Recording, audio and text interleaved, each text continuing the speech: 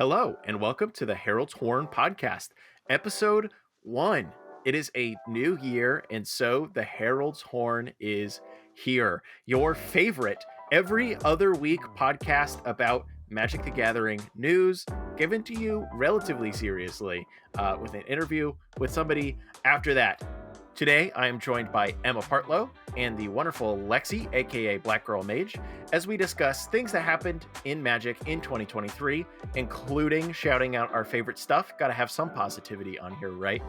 And also what we're looking forward to in 2024. Of course, we also have our product watch, so be sure to listen to that. After the break, I will be joined by Lexi once again as we chat about her hobbies, what she likes about Magic, other stuff like that. Stay tuned. Thanks for listening. Hello, you are listening to episode number 1 of the Herald's Horn. We're officially here. Ignore the last episode we released. Just kidding. Listen to it. It was a great time.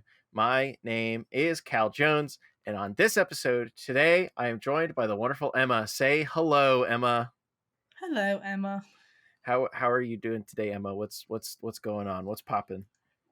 Well, we're in 2024, so I'm doing good. And I also have some tea, and I really like tea, so I'm having a good time right now. It's always good. It's always good to be cozy when it's nearly your bedtime and the rest of us are just waking up. Speaking of someone who's just waking up, I'm also joined by Lexi. Say hello, Lexi. Yawn. That's how I'm gonna say hello from here on out. It's a big fake yawn. Exactly. Terrible. A big fake yawn. Well, at least Emma didn't run back. Hello, Emma. Wait, no, you did, didn't you?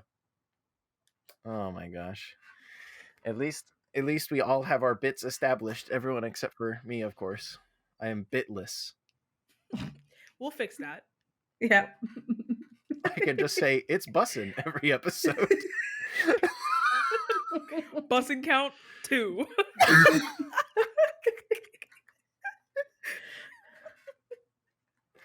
All right, that's a great place to cut to the theme song.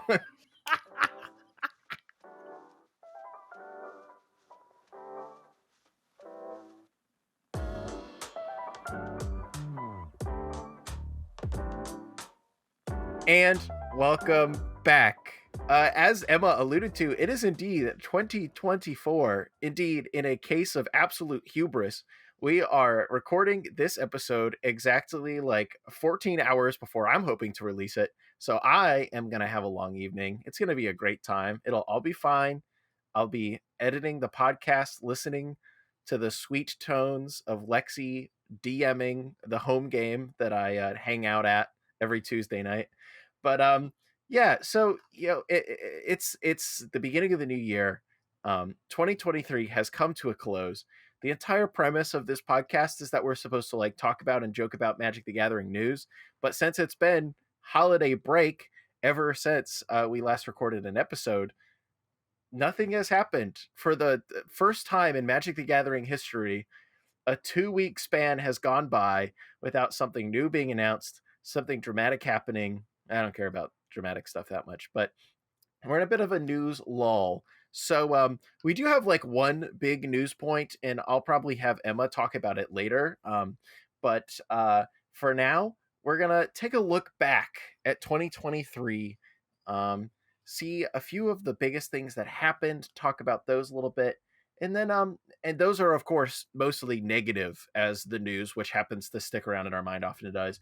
But then we're also gonna want to take a look back about what we liked, and also maybe a little bit of what we're hoping to get out of Magic in 2024. Of course, the biggest thing that happened in 2023 was Wizards took the next massive leap in expanding what Universes Beyond and brand partnerships look like for Magic with the Lord of the Rings TM Tales of Middle Dash non-capitalized Earth, because that's actually how it's spelled. This was like the biggest set in Magic history, like not objectively, but soon will be objectively, right, Emma? Is that true?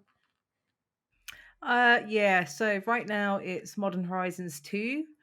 But I think from a recent Hasbro like earnings call, they were saying Tales of Middle Earth was on track to be the best-selling Magic set of all time. And I want to say that's surprising, but it's not really surprising because Lord of the Rings is just kind of awesome. I actually right before we came to record this podcast, I was watching the Lord of the Rings Fellowship of the Ring extended edition on the clock. Lexi, I know you have collected a lot of that set. What is it about that set that appeals to you so much? Because I know you're a big fan. Yeah, I'm a huge fan. I think like it's wild to say it.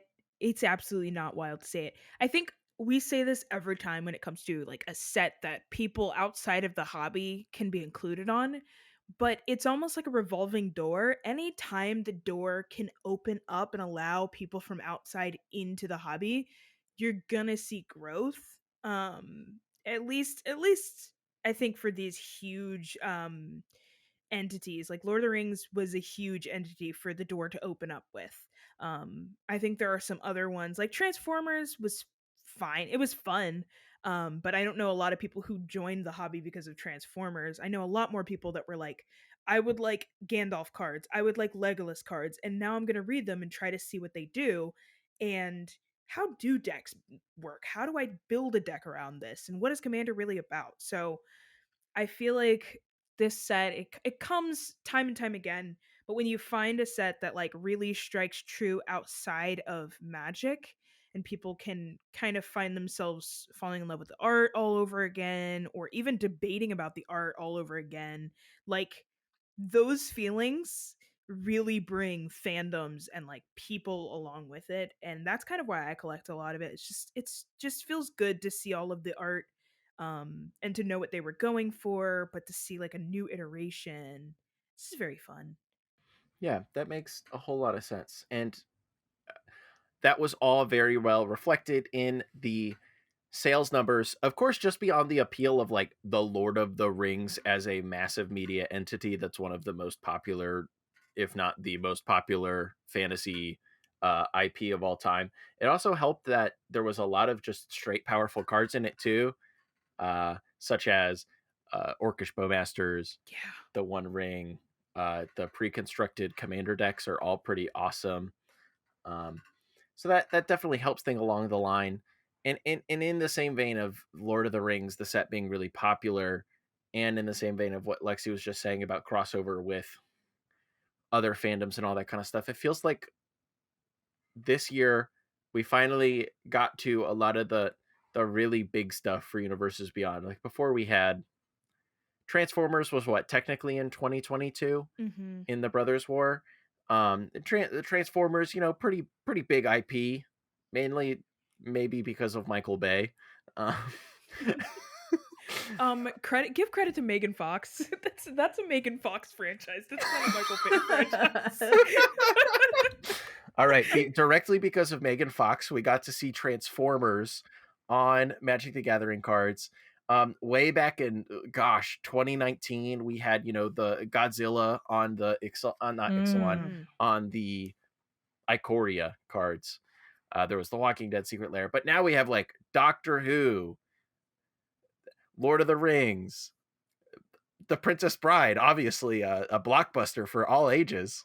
Yeah. I feel like it's always been a joke too. Like I know in groups that I play with and like just in general, people that either know Magic or know Magic by proxy because of like me or the people I hang out with, I feel like a joke always comes up of like when is the blank Universes Beyond coming out or when is this, I feel like that's a joke, but it's kind of becoming a possibility now where they're really not, it doesn't feel like they're not turning anything down, which is like something that I really value.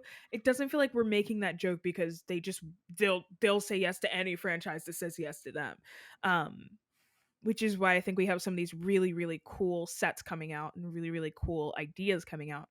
But I think it also just because it's Universes Beyond, it feels like anything could be possible rather than like them being like please anyone work with us. It feels the other way around where they're like, well, we're creative enough to make anything work. Yeah, I think you're perfectly correct about that. And I look forward to seeing what they do with everything else in the future. I know we have Final Fantasy coming. That's sure to be a big one. I know we have, oh gosh, what else, Emma? I don't know. You got Assassin's Creed this year, which is going to be a modern set. That's going to be a March of the Machine Aftermath style, like small set. That's going to be modern curated. And then you have Marvel next year as well, Yeah, which Marvel. is the big, Forgot about that big one. one. Yeah, that's the big one. Lord of the Rings is like nerd slight crossover, pretty big crossover popular. Marvel is like popular. I think Lord At of the least it Rings. was. I think Lord of the Rings is the best collaboration WotC could do with their existing franchise because it's high fantasy meets high fantasy, right? But with Marvel, it's going to be interesting because it's probably not going to touch the movies because that's Marvel Studios, where I believe this is just going to be Marvel Comics. So it'll be interesting to see if people are really excited for the for comic aesthetics when it comes to Magic cards. I'm sure they will, but be interested to see what happens. Enough talking about universes beyond. Of course, it was incredibly successful for Wizards this year. It really defined the year, whether it be through the Commander precons or the release of the Lord of the Rings set. Um, Something that like happened really early this year. Wizards of the Coast sent Pinkertons to someone's house. Does anyone have any more insight on that one? I remember it all happening, and I was just like, "Please not be true, because this is horrendous if that's the case." So basically, someone's got some March of the Machine Aftermath product early somehow. It wasn't just like, but it was just by accident for the most part. But the person that got it was just like, I'm going to stream it on YouTube. I'm going to show all the pulls and show a whole set. And it's like, okay, buddy, you're going to get in trouble for this. And then apparently the Pinkertons came around. The wife of the guy that was streaming of the stuff, she got really upset because the Pinkertons like confronted her and all this stuff. And it was just crazy. It's just like, what the hell? But March of the Machine Aftermath, it's not even a good set. Like, More let's like just put that out the there. Pinkertons, am I right? Yeah. No, Truly. no. It doesn't feel real. Like that doesn't feel Right. like it feels like mafias feel like a thing of the past, and felt like what they were trying to do is pull up the mafia for a magic set. And there are NDAs in place for legal, like for you to take legal action against things. You don't have to send a literal cops to people's houses. I don't know. And It I felt think very weird. that was always like one of the like it's always the weird things about this kind of news item. It kind of came and went pretty quick, and it interestingly enough, it was like a really bad news month for Wizards because like that happened right around the same time as like the new OGL, The OGL, Oh yeah, yeah. God, the yes. OGL Dungeons and Dragons thing. Mhm. But it's just so strange too because these are the things that like impact the reputation of the game and its community and all that kind of stuff. When in reality, some weird Hasbro lawyer probably was like, "Oh, we got to shut this guy down. I'm going to make this decision for some reason." Yeah, it definitely felt like a backdoor, backdoor in the sense of like one person made that call rather than the whole company. Because like the way the PR kind of flew forward and was like, "Hey, uh this is how we're going to cover it up. This is how we're going to cover it up." It kind of just came out in a way that showed me they probably had no idea what was going on um because of how diluted the the power structure is. I don't know. It seemed very just like backdoor. We're just going to do this. We've done it before. And I believe I had read a piece about how it wasn't their first time doing that. Like it wasn't the first time sending the Pinkertons to do something like that. So it definitely seemed like something they'd gotten away with before multiple and many times. And so they were just like, let's just do it in 2023, Let's just try it in 2023 and see what happens. What if we it's 2023, what if we sent a cute and quirky Pinkertons to someone's house? Impossible. Impossible. I just hope there isn't a universes beyond that involves Red Dead Redemption, because then it's going to get ugly. Imagine Yes, that. yes, listener, if your main interaction with the concept of the Pinkertons comes from Red Dead Redemption, I would encourage you to just check out their Wikipedia Yeah, entries please sometime. do. Just give that a read. Yeah. Learn about the history of the Pinkertons. Anyways, moving on. Terrible. Legally have to move on. If you say Pinkerton in a podcast 10 times, you automatically have to change topics, and that's what we will be doing now. Much like I said, like the year was defined by a product, Lord of the Rings for Magic. I think like the rest of the year was also really defined by all the rest of the products we got. Um, so much so we have a segment making fun of how many products come and go, which we'll get to later, don't worry. But in 2023 there was a lot of products. We had all of the normal standard releases in addition to like the normal 4 to 5 standard set releases. We also had the weird little March of the Machine Aftermath, which was just additional to everything else. Every single one of those sets came with commander precons of 2 to 4. We also had Commander Masters, which came with 4 precons that were very expensive. Just more and more and more products all the time. I'm kind of tired of it, though it's always fun to actually reframe it in my mind that I get the chance to rediscover cards later, which I've had a lot of fun doing. But when your job is to like keep up with it, Emma and I talked about this a little bit in her meet the host interview. Check that out on the last episode. It can be a lot. And if you're someone like, not to put Lexi on the spot, Lexi, you are probably like, you play Magic, but of the co-hosts and hosts that we have on the show, you are definitely the least engaged day to day, and I imagine that makes Yes. it even harder for you to like want to keep up because there's so much that you can't have a hope. Yeah. It definitely feels like m- how Marvel is for people, like Marvel movies are for people, where people watched Endgame and then they were like, ha, I'm done. Like feels a lot like like a fire hose. That I try to love and stay committed to, but I know that 3 weeks from now something new is going to be changing and shifting and moving. But yeah, it's definitely a bit hard to keep up with, and even harder to convince other people to keep up with because of how much comes out, which is the hard part. Hmm. Yeah, definitely. And on the entire other end of the spectrum, there's Emma, whose job it is to keep Hi. up with all of it and Hello. cover it, and that's not awesome either. No, it's very, very, I want to say stressful and unpredictable at times because usually when there's a release, there's normally a pre announcement for the next release, and they bring out all this information early for distributors so people can like pick up like pre-order product. They have to sell it, which is why you see these weekly MTG streams of sets that are being like the first looks. That is for the distributors mostly and not for the audience, like for casual people. But it's still something you have to acknowledge and just absorb all that information. And then they might do previews for like another set that's 3 months away, and then they might announce a new booster range, which they did in October last year with the plate booster. And it's just like, Jesus Christ, Watsy, please, like, take a week off. It's fine. You're allowed to not do anything. And it just feels like just that wheel has to keep spinning because otherwise people are going to lose interest. But there's plenty to be interested in because there's just so much stuff. It's difficult. Yep, exactly. Um, and another sad point of 2023.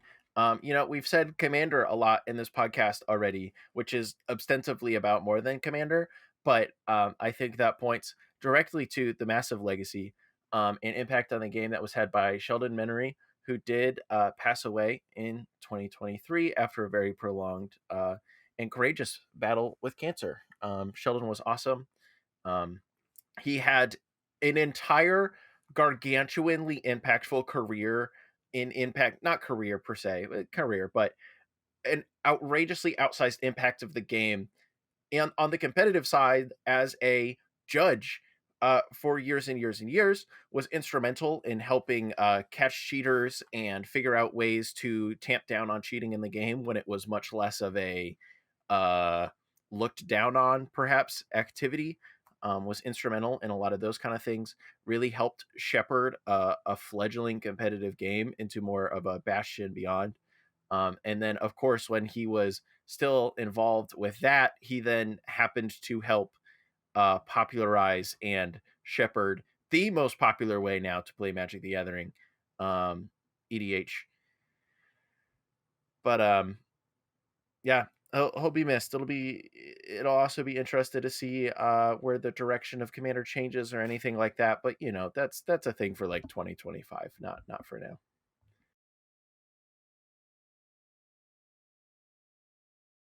I don't know. Heavy pause, heavy silence. Yeah, It's rough. I really, really, really, really, really wanted to meet Sheldon in person. And I feel like that's all I can say about that before getting too emotional. But truly could not, I would not, truly would not be in this format, in this seat, talking to these people without him and what he did for, um, yeah, what he did for the format. And a lot of even my D&D career, air quotes, wouldn't be in place if it weren't for the stuff that he brought to the table when it came to Magic. So endlessly grateful for him, endlessly in awe of what he did, and always hoping to be as impactful as he was. all right. Well, of course, the year also ended on a weird note, which with the Hasbro layoffs, which we talked about last week, so I'm not really going to talk about it today. And it did also bring with it a pretty awesome set, Lost Caverns of Ixalan, which has been one of my favorite things of the year. Probably because I liked the first Ixalan set so much, which is not a very popular take in many Magic the Gathering circles. But in that vein, now that we've talked about a lot of depressing things that happened in 2023, I wanted to move on and talk about our favorite thing in Magic the Gathering of the year. Emma, you go first. So I have two, if that's allowed. That's perfectly fine. You sure? You seem really upset. No, I can't. I can't believe it. I can't believe that you want to like things. Okay, so the first one, granted, I'm going to be biased here, was CubeCon, which was this convention about the cube format. It was in Madison, Wisconsin. It was super fun, and it was really cool to see an event, a competitive-minded event as well. That was just based around cube. There was 40 different cubes that you could play. There was a really good system for people to play these cubes. And just seeing everyone together and just wanting to talk about cube and just play it was really, really great to see. And it was just cool to see people just having fun playing Magic and not getting invested in results or money or anything. They were just there to have fun, and it was really cool. Hell yeah. Events are always a lot of fun. Events are always very awesome. And Um, I think event like those kind of events in general were great last year. So you had like Eternal Weekend. It's a good thing that happens where it's like you get to play like Paper Vintage and Legacy. I imagine Cal will have some things to say about CEDH. Like bunch of events have been popping off there as well. So it's been a really good year for quote unquote smaller formats, like more casual, smaller formats that we don't typically associate, like Standard, Modern, or Pioneer, or even Commander. mhm. But yeah, that was a good one. Did I hear a dog? Koopy has a Losing his rod. mind. Oh, Coop. Oh, Coop, buddy. He's fully asleep, so he woke himself up to bark. He was like, oh my goodness. And I think, Emma, in that vein of like, CubeCon and stuff, there seems to have been a pretty big get for Cube and other smaller formats beyond these events. Right, because I think one good thing Commander has taught us is you can kind of play these formats however you want. Like Magic's just an expression, right? Much like Cube is an expression of how you build a cube on the things that you like, you will build a Commander deck on the things that you like too.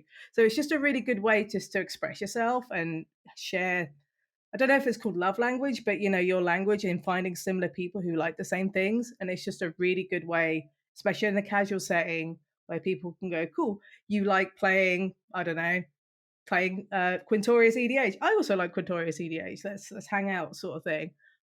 It's just nice to know that you're not alone in liking these things, and you feel very accepted and validated, which is great to see in a very social game. Exactly.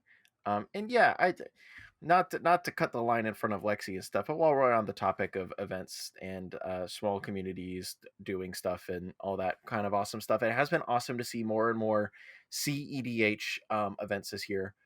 I'm not the most competitive person in the world. I definitely used to be more competitive than I am now, but playing CEDH is just good, plain, awesome fun.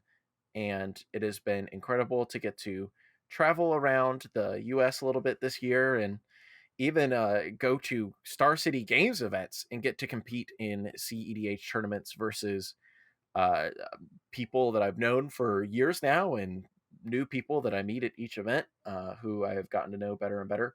Has been a real big highlight of 2023 of the growth of CDH as a tournament format with larger and larger events, and we're figuring out how the tournament should actually work, and et cetera, et cetera. That has been a lot of fun. I have also, as an aside, really enjoyed the continued excellence of draft. It seems like, and limited Magic in general, it seems like Wizards has finally kind of figured that out.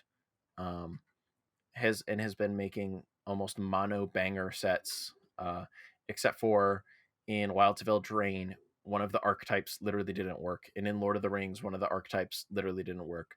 But other than that, they've been putting down bangers such that I finally got back into limited after avoiding it for like a decade. Lexi, is there anything in Magic in 2023 that you really liked? Ooh, I really liked. I'm gonna be a loser and say I really liked all of Wilds of Eldraine. It was a very, very exciting set for me, and I feel like I made that evident on like Twitter and stuff. That was the set I started playing Magic with. Um, the previous Eldraine drop, it was so cool, and it was one of those things. I think that's why I'm so like it's so near and dear to me to get people in on and like on sets that they can understand, whether that's Lord of the Rings or if it's Transformers or even Ixalan or whatever else. If I can pitch like such a cool theme, I can get more people to play Magic. And while the first Eldraine set was the set that was pitched to me as like, oh, it's fairy tale stuff, and I was like, oh heck yeah, and then I realized there's way more than fairy tale stuff. But it's the set that caught me, so I thought it was very fun, and we got a little bit of a monster. I know this is D&D stuff, but we got a little bit of a monster expansion that they wrote in companionship with the drop. So that was very fun to see. It was like a little they wrote out a bunch of the monsters from, well, handful of monsters from the cards. And that was very, very cool to see. So I'm very excited about that, and it made me happy, and I still like cracking Eldraine if I can get my hands on it. And I think that is something that Magic is continually very good at in their own world, is continually creating very resonant worlds that are interesting to different people for different reasons. Like I had been playing Magic for a while by the time that Tarkir came around, but for whatever it was, something about cons and dragons, something about that world, I was just like, all right, this rocks. It was probably all the Same. dragons, but it was probably all of the dragons, let's be honest. But yeah, Lexi, that's not being like cringe. Enjoying Good. things is based. Yes. Destroy, I am no destroy, longer cringe. destroy the part of you that I am cringes. free. Emma, you said you had two things, and you talked about one thing. What's the second thing?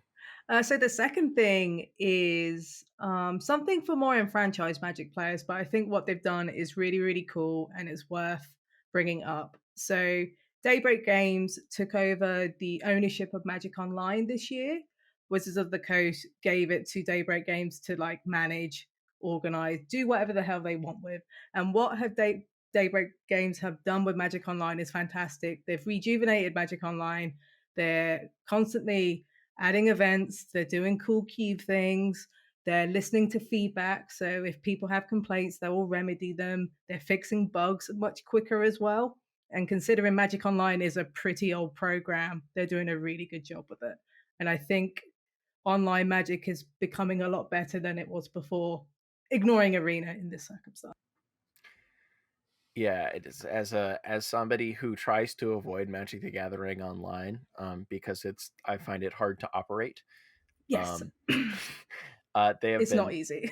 exactly. I have been putting myself through the experience of operating Magic Online more often because Daybreak has been giving me a lot of opportunity to have enfranchised Magic fun on the platform, so much more than Wizards ever did, especially with so much vintage cube.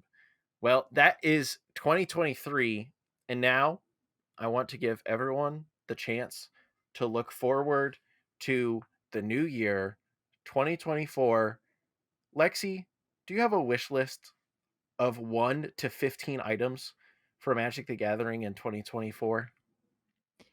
I want everything from the clue set, the Ravnica clue set. Yeah. That's a gimmick. Give me a gimmick, give me a bit, I'm all over it. That is something that is going to make me cosplay, and I've never cosplayed before. So, we're Ooh, we're going to exciting. yeah, I'm very excited about it. So I feel like are we talking like magic wish list? Yeah. Yeah, that's my magic Yeah. wish list. Your magic wish list. Do you have a personal wish list for 2024? I don't know. Oh. I want to commit to reading book series. Yeah. That's my personal wish list. I read one-off books and I'm like, I'm happy, but I need to like actually commit to going on to the second, third, and fourth books of my favorite authors and give them the due diligence of knowing that I care about their stuff. So, All right, Lexi, I have a pitch for you. It's a book series. It's called The Wheel of Time. I knew you were going to say that. But they're so big. It's a relatively 26. It's a relatively middling 15 books, of which the average length is like 600 pages. Bad. I really liked reading it in the nearly 2 years that it took me as the only thing I was reading. It was a lot of fun. No. You know, reading more is awesome, Lexi. I read a lot more in 2023. I read 30 something books this last year, and that was awesome. Couldn't recommend it more to anybody. So Worth it. I will come to your house and I will bother you about reading. How about that? As you should. Do it. Let me drive the 4 blocks to Lexi's house. And you can. knock on the door.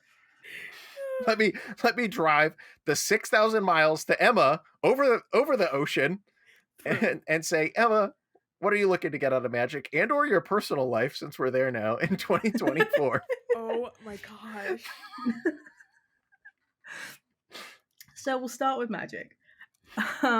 I am really looking forward to the Bloomburrow standard set in Q3 because it looks like Redwall, and I loved Redwall as a child, and I'm like, give me rats in robes with little swords and badgers and squirrels with staffs.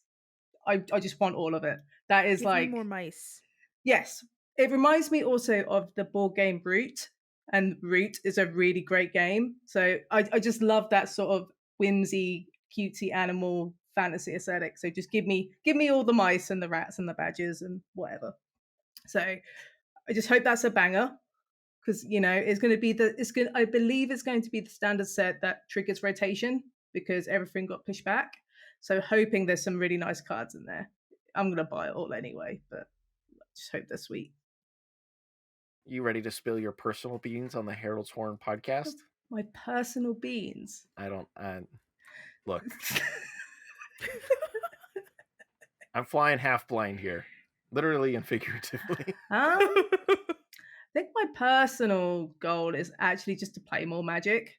For someone who works in the Magic space full time, I would really like to just go to an F&M and not draw my opening 7 and go, cool, I'm at work. I want to just like get that light switch and just think, cool, I can enjoy this for Magic rather than try and be nuanced and think about work or whatever. So that's going to be my goal this year, I think, just to switch off with Magic. That is a very valiant goal, Emma, and I hope that you can find success in it. What Myself for is your? I was going to say, what's your Yeah, what's personal yours? beans? yeah, my personal beans, man. Um, at least as far as Magic goes, I just want there to be more cool events, and I'm also really hoping that the play booster is a successful concept. That is like my two must-haves for 2024. I want to go to some Magic cons. I want to play some CEDH events. Um, and I also hope that play boosters work in successfully combining draft and set boosters. So both people who just want to crack packs and have an awesome time, and also people who want to use packs as a very important game piece are also satisfied. Not to like be a wizard shill or anything though, but I'm guessing they'll work because, like I said, Wizards kind of has limited figured out at this point, and I think that they will be able to carry over that success and knowledge to a new booster. So we'll see about that. Me personally, I'm trying to read more. I am trying to successfully create 24 episodes of this podcast. That's actually like my number one thing. Oh, cool. And I'm trying to be more fiscally responsible. It's kind of boring, right? But I'm in my boring era. Yeah. I'm You in my gotta be. boring era. I'm trying to pay off my student loans at a slightly In my increased snooze rate era. in 2024. I'm trying to take a nap once every quarter. Well, now that we've all spilled our personal beans, it's time to move on to the one consistent part of this show, and that is the product watch.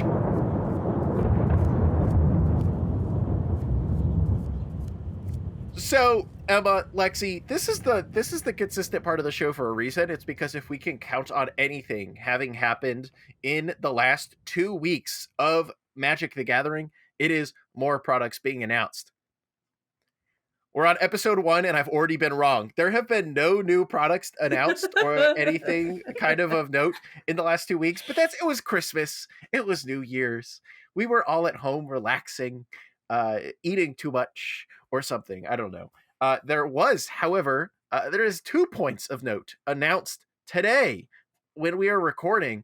One of the most profitable and lucrative and exciting arms of Magic the Gathering, Secret Lair, they are changing how they do Secret Lair. Historically, Secret Lair products have been print to demand. So they have the pre-order window open for often 2 weeks to a month. Everybody orders it, and then they usually have some amount on hand that they ship out immediately. But also, however many orders they get, they print that many and they send it out. This has resulted in historically a lot of really long waits for people. Famously, when all of us waited, I believe something in the realm of a year and change for the Heads I Win, Tails You Lose pre-con commander deck, which was shipped to my old address and I never ended up getting. Oh no. Me personally, that's what I get for buying a house. You lose the Secret Lair in the mail. But now they are changing to a limited print run model. So they are going to try to make an educated guess about the um, demand for a product, and then they are going to say, cool, we're printing that many, and then they will have the order window, and as people order them, they will be immediately shipping them out, which they have admitted could lead to a product selling out, which has not been something that has happened with Secret Lair before, except for technically the Magic 30 Secret Lair could have, technically was going to sell out until they sold like 90 of them or something. But that was also in the last year, wasn't it? Oh my gosh. Magic 30 was this year. That cursed product. Anyways, product watch, Magic 30, Electric Boogaloo. So they say that this will help alleviate the biggest complaint that people have had with Secret Lair, which is the shipping times. You order it, you wait around 3 months, and the Secret Lair shows up at your house because they had to make the product after you ordered it. And instead, they are now perhaps increasing the amount of scarcity found in Secret Lairs. I don't really have any thoughts about this. Does anyone else? I think it's interesting. If you want to read the announcement, listener, I'll link to it in the show notes. But Any Secret Lair take havers? It's interesting. Um, I'm just interested to see what they do with the leftover stock that they do, because some of it is just not going to sell, right? And we've seen with the festival in the boxes at the Magic Cons that they didn't sell. So what Wizards have done, they have repurposed the festival in a box as a prize for winning a small arena tournament, and you can win as many as you like, and they get sent to you. So it's clear like something's not right. So it'll be interesting to see what they do with the leftover stuff. It's cool that, people can get stuff on time, but at the same time, is it going to be opened? Is it going to be as accessible for people to buy like singles of? Because I tend to buy Secret Lair singles because they work out cheaper once they're on the market. But yeah, it's I respect the fact that Wizards are trying to do something different and try and make the Secret Lair thing much more favorable so people actually get their stuff on time. I don't know what it's going to do to the market, but it'll be interesting to see. I guess if anything, there's a world in which this helps out Magic the Gathering retailers a little bit, because there's a known number of cards out there which could drive up demand for singles Yeah. and so on and so forth. Lexi, have you been a big Secret Lair gamer? Yeah, I'm very similar to Emma. I buy them in singles for the most part. I think there's only the only Secret Lair I've ever bought was the Pride Secret Lair, and I feel like there was one more because I got so excited about them, and then I was like, oh, it's a really long time to wait. So I feel like I don't really have a hot take about this one outside of just like I also am curious to see what happens because when I see the word limited, like print to demand rather than limited print run, like, or no, it's limited print run rather than print to demand. The word limited makes my eyes cut. I'm just like, how limited are we talking? Because if it's too limited, there's no surplus to go around, and therefore, it's everyone's trying to buy it. But if it's not limited enough, then what you said would happen. And then you have the flip side of what if they print, because they've been printing like these new cards for Secret Lair, like the Lara Croft and the Walking Yep. Dead cards at one point. What if one of those cards becomes super good in Legacy and then the Secret Lair's out printed? Yep. Like talking Oops. worst case scenarios here. Like, Yeah. right, it's going to be like Yeah. $100 Secret Lair card for some Yeah. sideboard slot in a Legacy deck. So Yeah. that could happen as well. Yeah, my brain is a big like I like Secret Lairs. I like the idea of them. I think they're very expensive, and I think that the Secret Lairs that I was told to snag when I first got into Magic was purely based on the value of them never being printed again. So I'm always curious to see how that will work out for this pivot. It happened with, I believe, Concordant Crossroads, where it was printed as a Secret Lair, which is a card that wasn't reprinted at this point. It was like, cool, it's in a Secret Lair, you should buy it. 2 months later, it was in Double Masters, and it's Wow. like, yeah, it's kind of a bit, terrible. So people are obviously going to be a bit reserved because it's like, I can buy this Secret Lair because there's these reprints that I really want, but are they just going to appear on a standard bonus sheet 2 months later? Like, Yeah. it's really rough. Well, that concludes us talking about Secret Lairs. And there's one more product. Ravnica Remastered is out next week. Does anyone care? There's Shocklands in it. I think that's pretty neat. There's some retro cards. There's some retro cards. I think that's pretty neat. I like Ravnica. That's it. That's Yeah. all. Pretty basic. It feels like this is gonna make Magic nerds mad, but it feels like Dominaria to me, where it's like a very standard baseline, not very fun, not very interesting, but useful cards, a lot of useful cards, and but I don't know. I'm excited, definitely excited about Shocklands. Get those to me, stat. Put Shocklands in my belly. In my hands, Let's into see my if mouth. anyone opens any. Yeah, we'll see if anyone opens any.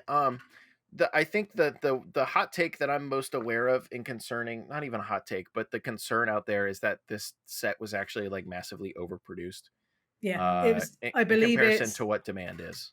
I believe it's Double Masters 2022 style print run, which is Yeah. a lot. Which is huge. Dang. Which is huge. Well, those are all of the products. And by all of the products, we mean there's a set coming out next week, which may be disastrous for vendors everywhere. And they're changing Secret Lair to have even more FOMO contained within. Let's hear it for this week's product watch. Product watch. And now that we're through quickly talking about products, that also brings an end to this part of the Herald's Hoard podcast. Lexi will be sticking around with me to talk about all things Lexi in our 3-part Meet the Co-host series. But Emma, do you have anything else that you want to leave our listeners with before they do not get to hear you for at least 2 more weeks? What a way to say it. I know, right? Took me off guard. Nothing really of note, but just to make sure, get your sleep in, make sure you go out for a good walk, look after yourself, because, it is 2024 and it's a good time to make some little changes.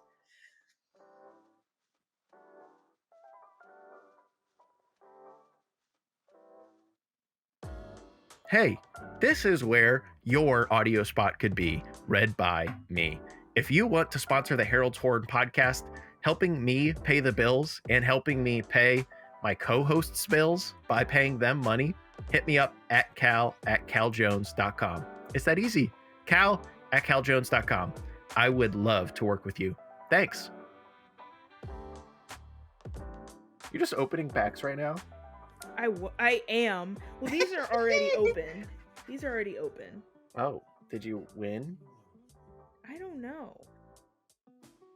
And welcome back. Here we are.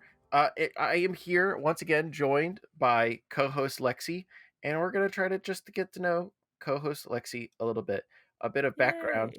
Yay. When I first ran into Lexi online, I was like, wow, what a cool, enterprising, smart, creative individual who's on twitter.com. And then somebody else was like, hey, did you know that Lexi lives in the same geographical location as you? And I was like, huh? And now we see each other every week, and I think that's pretty sick. It's very nice. It is very, very nice. I think the internet can be beautiful like that. Like I got the email yesterday that my Tumblr blog turned 11, which is wild because that is a corner that no one will ever see or be able to touch, or no one. I made it myself. It is for me. It's not for anybody else. And Twitter is completely the opposite. And I definitely use Twitter like I use Tumblr, where I'm like hoping I'll make friends, but I know I won't. And then I did. So it definitely gave me a lot of hope, and made me very happy to be friends with you in real life. My heart. Yeah, exactly. So I know you quite well at this point in time, Lexi, but many people listening to this podcast do not. And we can't delve into everything in 20 minutes. But you mentioned in the other half of the podcast that you came to playing Magic via being convinced that it may be for you with the world of Eldraine. You said the fairy tales and all that kind of stuff really appealed to you. Did it work? Did you stick? Do you play Magic constantly to this day? Okay, well, it stuck. The problem was, after that moment, the friend that had taught me how to play gave me all of her Magic cards, and I kind of just had to sit there and be like, I don't know what to do with these. I don't know how to play. I had actually started with standard. So it was standard. I was just playing like no commander, like truly just 20 life. They, in the game store, they had to write the word draw on my left hand with a Sharpie because I wasn't drawing cards. That's how new I was. My friend immediately took me to a pre-release after teaching me one day. Oh no. Oh no. Yeah. So I went to a pre-release for Eldraine. I was very, very excited. And it stuck. I wanted to play it nonstop, but at that point in time, I only had this crappy little 2012 MacBook, and Arena hadn't released on MacBook yet. So I was kind of just up a creek wanting to play a whole lot. That friend went back to college, and I couldn't really figure out how and where to play. But after a little while, It came back around and got back on my radar around Ikoria. Hmm. Ikoria and Strixhaven was when it got back on my radar through the command zone, and then I went out and bought the precons immediately and sat down in the game store I bought them in and just tried playing, and it's stuck ever since. Nice, nice. Yeah, I was about to ask. I know you've like basically in the time that I've known you Mhm. have played Commander and all that kind of stuff, and Yeah. that does make sense because it's by far, unless you're just like really grinding on Arena or something, it's definitely the easiest and most accessible way to play Magic at this point in time. Yeah. So you can usually find a game. And you played Standard and pre-release before? Yeah. I love pre-releases, actually. I love doing pre-releases. I think the problem that I found is I'm really bad at drafting and I'm really bad at knowing what's Mm-hmm. good. Mm-hmm. Mm-hmm. And I've tried to figure it out, and that's something drafting, I will always say this, and every time I say this, everyone just like nods their head in agreement. Drafting is the one thing that you want to practice, but it costs money to practice. Correct. Like you can't Correct. practice commander. I can goldfish, and I do goldfish a lot when I'm home by myself. I will just take out a commander and sit and play and see how much damage I can do, if I can win in 5 turns, if I can win in 7 turns, like what is the best hand I could possibly get. Like I can just really jam by myself, but drafting is one of those things where, especially if a set is new, I am not one to sit down and look through every single card to be like, well, compared to these other cards, this is going to do wonders for me. So I'm going to make sure that I pivot into this color pie specifically for this set. Like I'm not, I can't, I legitimately want to get better at it, but yeah, pre Yep. release, love it. Yeah, definitely. I think that's one of the weirdest things. I think that's one of the hard dynamics about limited. Is that like, yeah, you actually have to be pretty dang plugged in to Yeah. understand, be able to sit down and understand what's going on, and especially in draft. To Yeah. it's a it I've seen people, I've tweeted about this exact concept at length before because I would like Hmm. to get better at draft and I enjoy playing draft, but I'm bad at it and it's kind of annoying to be bad at things. And Yes. but it costs me $10 to lose at a draft on Arena. Hmm. That's not very conducive. And I've had people be like, "Oh, you can practice drafting on this website," and that's technically true. You can look at the packs and take cards out of the packs and yada yada yada. But then there's so much you can learn by playing the games, and to Yep. play the games versus other people, that unfortunately costs money. It does. It does. Yeah. It definitely requires a lot more than just sitting down and having the piece of paper in front of you. Yep. So, I don't know. I guess we'll have to have you over for a cube draft sometime. That would be yeah, I'd fun. love that. I Like also cube really like drafting. modern too. Um I've kind of fallen out of it with modern, but I do like that format. I was playing that quite a bit. I actually put money into getting a modern deck and then Mm. immediately stopped playing Yeah, because that's a real classic. yeah, it's a whole thing. So much money. Yep, exactly. Well, I don't think we can really sit here and talk about Magic the Gathering No. this whole time because you are a person who plays Magic the Gathering, Lexi. But if I had to choose a hobby that defined you, it would not be Magic the Gathering, despite the fact that you are now on a Magic the Gathering podcast. It would be it would be storytelling and role playing games and all this kind of stuff. Like you play Magic, but your main outlet for your preferred hobby also happens to be made by Wizards of the Coast. Yeah. They have me in their pockets. Let's Yeah, just say that. Lexi, you are shoveling money directly into the Wizards of the Coast lockbox with every Yes. way that you could possibly choose to spend your time. What is it about storytelling that really gets you? Because listener, yeah, Lexi is an incredibly successful, incredibly good at what they do. Game master, DM, whatever they call them these days, in D&D and beyond. Uh, and as a result, they don't get to play much. But it seems you're happy in the DM seat anyway. What is it about running games? What is it about running stories that you really love so much? There is something about a collective yes, if that makes sense. It's all of us accepting that for 3 hours twice a week or once every 2 weeks, dragons can fly. Um I can shoot a bow, I can swing a sword. I have a team that is always there for me and will remain there for me, and I have a familiar, I have magic, I have power. There's something about a collective yes that we can all look at each other and nod and say yes, or even just like, hey, this is a world exactly like our own, but with the wicked forest that we all have to be like, we all have to go into. Um, let's just nod and say we're gonna say yes about this. How bad can this get? Um, and just go along with it. I think that the people that play games are always very interesting. And I've gotten to play games with some really wicked people who all understand the power of big stories. No matter how fantastical they can be, you can always learn something from them. And I think that when I play with other people who are willing to go all the way with me, rather than like, this is my story and I want it to be big and I want you to put on my story, I think that I find joy in that a lot. Yeah, especially I have a screenwriting background. It's like not I don't think it's out of pocket for me to be like, I just like being able to see individual characters live out their dreams in a world that I built. Like that's really it. Yeah, that's just like fun. Yeah.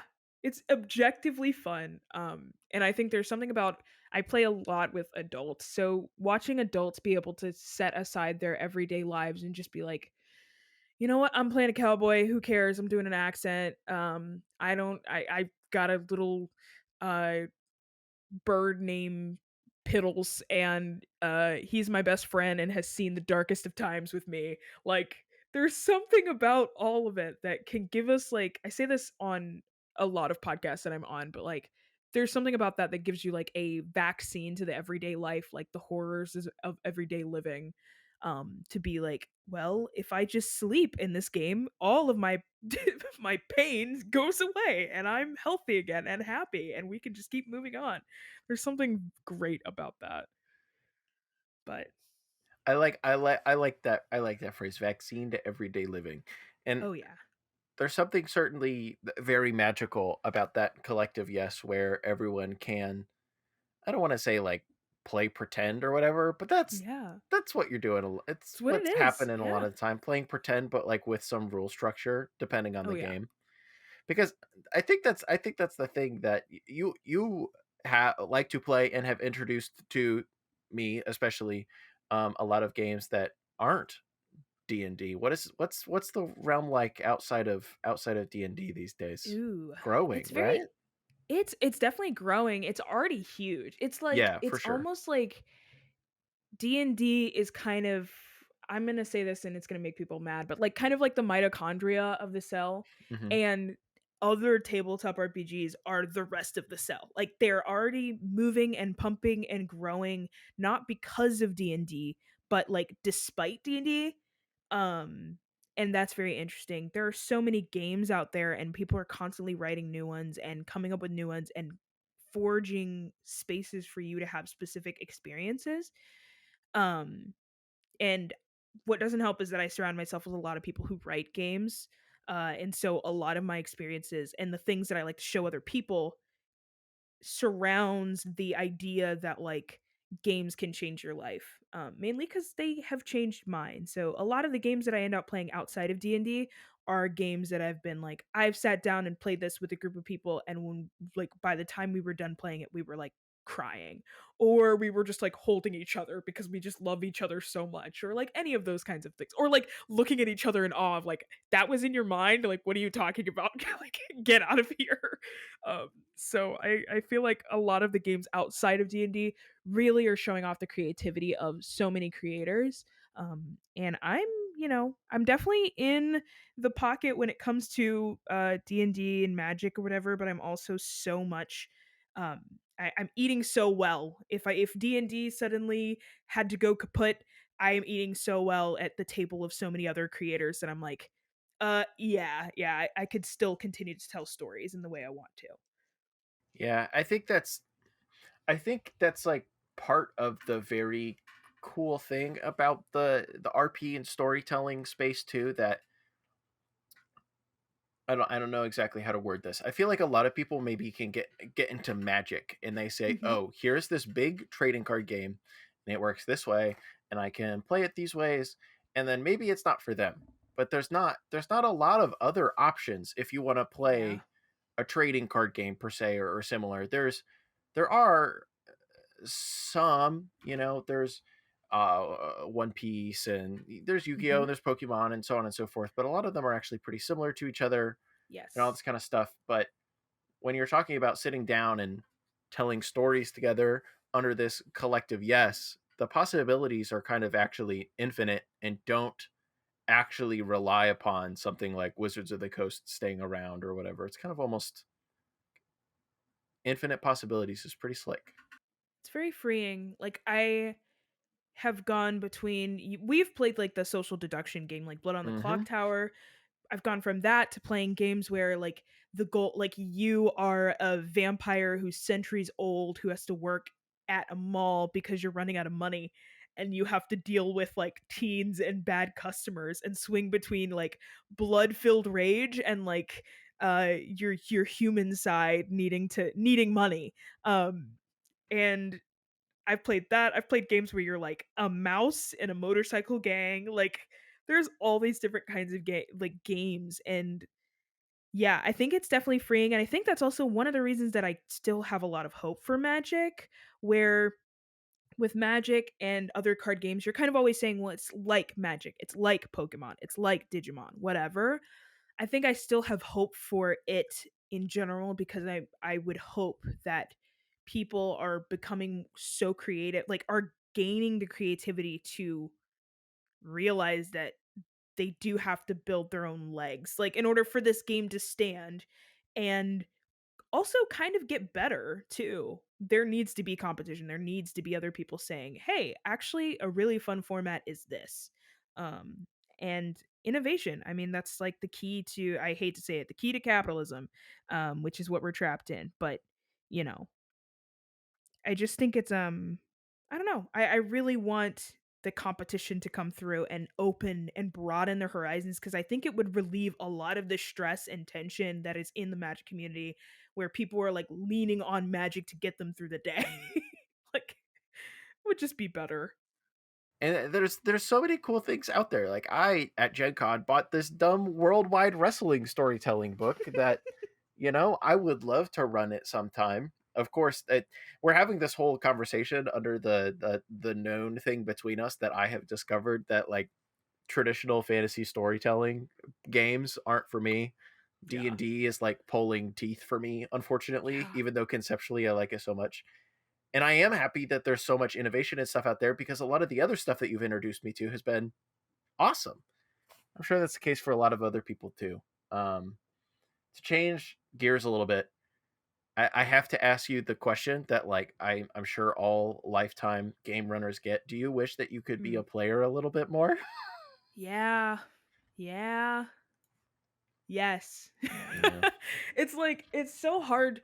It's a hard yes and it's also a hard like a soft no sometimes too. I think it's a balance because I don't like everyone's table. And I know that sounds absolutely outrageous. I feel like not a lot of people say that, but not everyone's table is fit for me and the kind of like storytelling that I like to do. So, though I've had a lot of people offer their table to me, there's only been a couple of tables I've sat at, and I think Cal, same for you. Like I think that it's the same thing where you have to go through the trial and error to figure out what works and what doesn't. And I found a lot of people that have been playing for a super long time don't exactly fit like the same I guess grade of like what I would consider fun.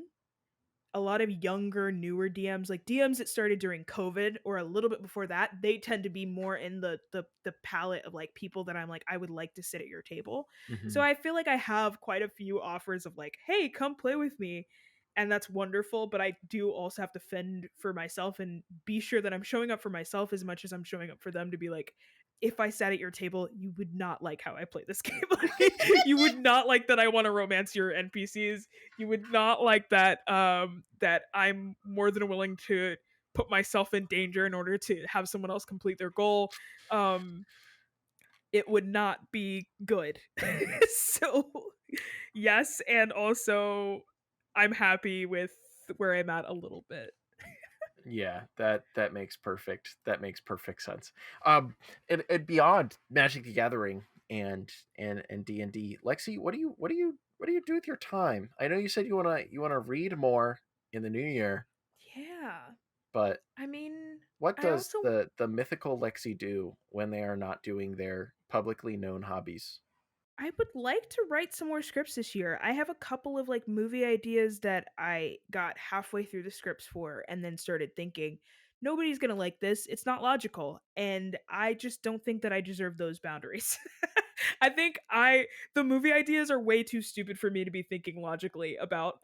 Like they're comedy movies. They're not anything that should be like, taken so seriously that I'm like people are going to regard this and think of it as, So I think I want to write more scripts. I posted a sketch on YouTube and it wasn't super like polished. It's not like the best thing in the world, but I want to post more sketches this year. Um I really liked doing during COVID. One of my hobbies was doing mace. Like taking doing mace. I Taking thought you like were like, wow, so like, you whoa, like that's a new one. huffing pepper spray or Yeah. Just this new fad that I have.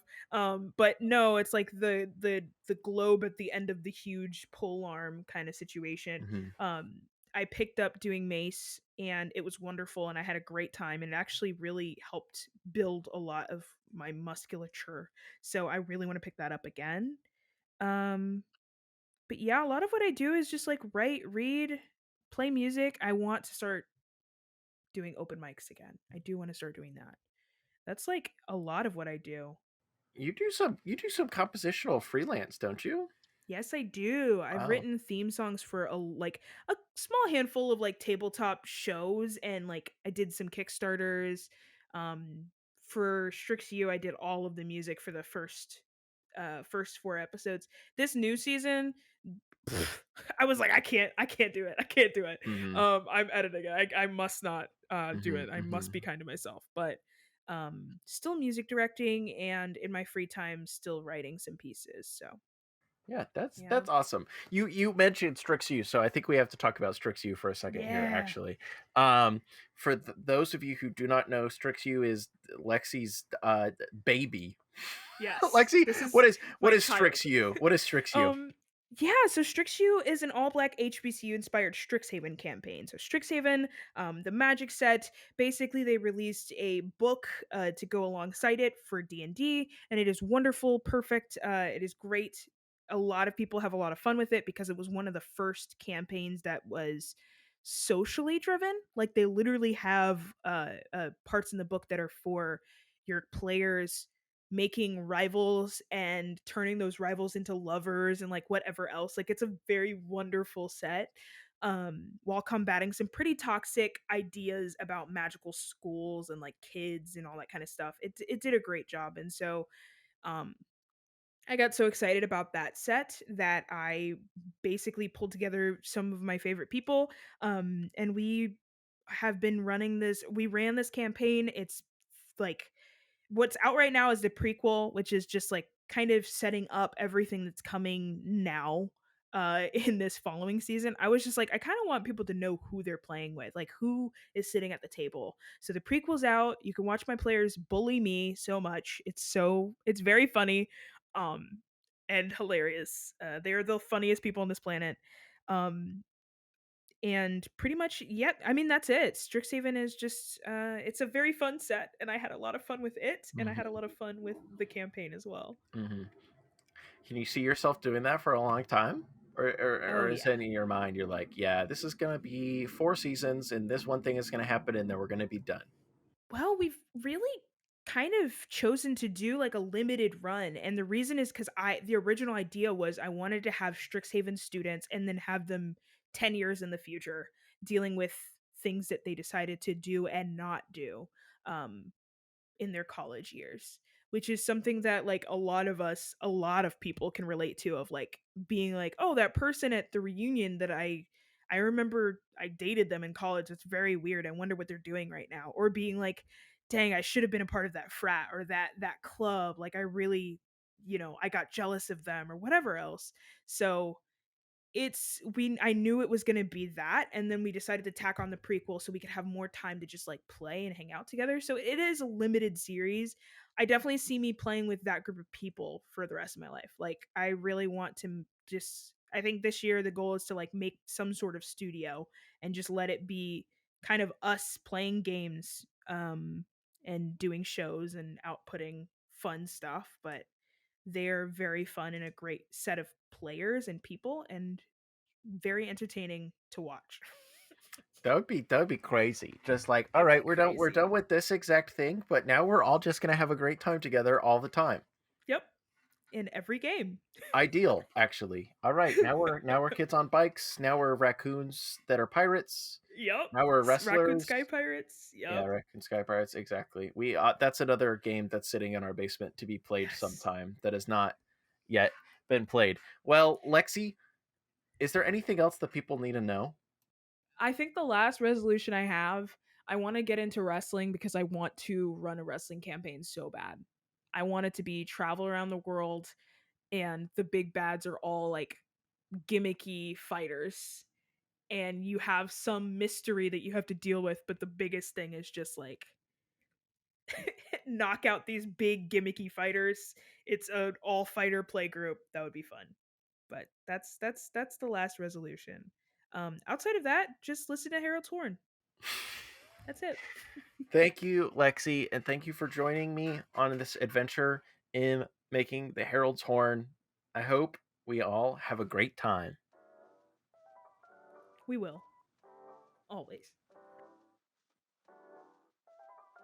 Thank you so much for listening to this episode of the Herald's Horn podcast. It has been a blast figuring out how we're going to do this thing, and the support on what was supposed to just be a trial run episode that I decided to throw out into the aether has been incredible. Thank you. This is where I'm going to sneakily plug the Patreon. There is technically a Patreon. I haven't figured out anything about rewards or anything like that. If you do want to help support me, pay the bills, it is shockingly expensive to make a hobbyist podcast like this. Nobody's getting paid yet. I would love for that to change in the future. If you would love to chip me a couple bucks as I continue to figure this thing out with the help of my wonderful co-hosts, that would be awesome. There's a link in the description. Also, if you, in that same vein, if you would like to sponsor the podcast, hit me up in my email, which is also in the description. Thank you so much to Emma and Lexi for joining me on this episode. You can follow myself and them at our various social links, which you can find in the podcast description as well. And of course, the entire podcast and all things you'll need to know about it can be found on Twitter or X, if you're weird like that, at Harold's Horn. Thanks so much for listening, and we will see you in 2 weeks. Bussin'. Bussin' count 3.